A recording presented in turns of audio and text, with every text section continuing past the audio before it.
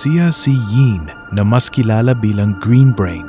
Isa siyang kakaibang nilalang na hindi isinilang sa karaniwang paraan. Nabuo siya bunga ng isang insidente kung saan nagsanib ang pagkatao ng 3 tao at naging iisang nilalang. Sa kasalukuyan, naninirahan siya sa isang parallel world sa planetang Terra.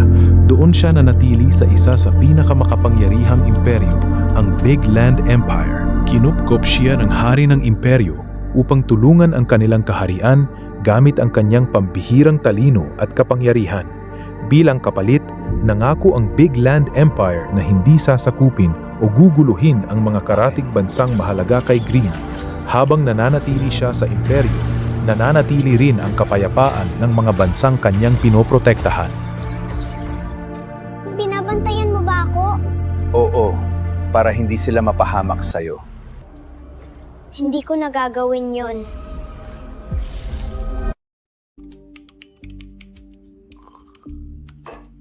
Sa kabila nito, patuloy na nilalabanan ni Green ang kanyang matinding identity crisis.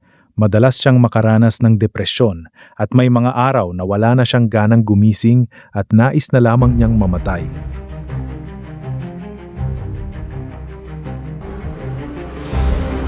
Si Yin ang naatasang lutasin ang mga banta at sugpuin ang sinumang lumalaban sa imperyo. Wawasakin ko ang Big Empire.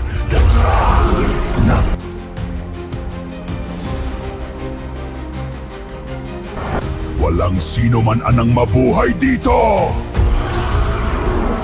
Mayroon akong ipapadala na lalaban sa halimaw na yan. Handa na ako.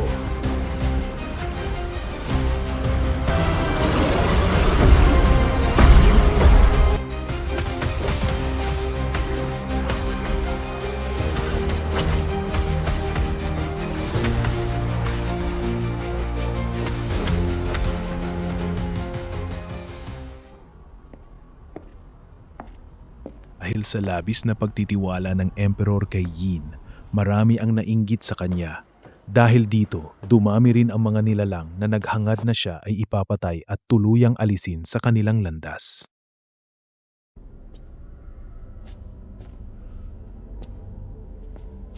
Ikaw ang nagpadala ng halimaw na iyon? Ako nga, akala ko ikaw ang harap sa halimaw na yun. Puso ka. At mabilis na umatake si Yin.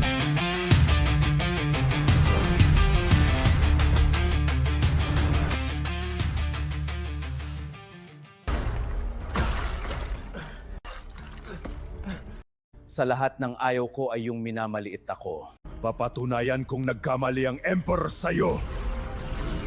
Pagsisihan mong nakaharap mo akong hayop ka.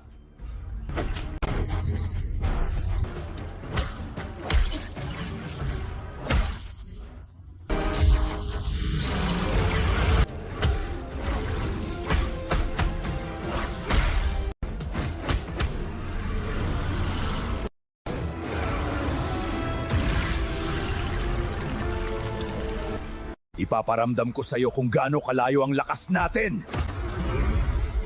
Itong pinapangarap nyo ay sinusuka ko! Kahit magsabay-sabay pa kayong lahat. Natalo ni Father Geki si Firen at napatunayan ni Green Brain na wala pa ring makakatalo sa kanya sa Big Land Empire.